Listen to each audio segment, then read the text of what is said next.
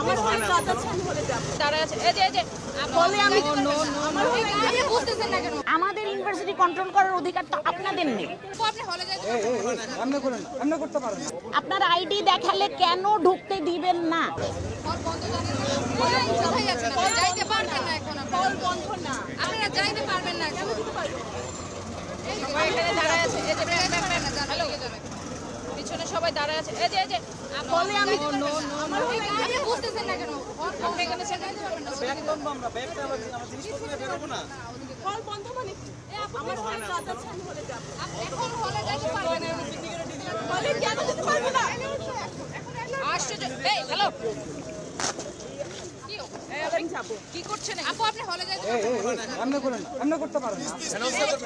ক্যাম্পাসের বাইরে দাঁড়ায়।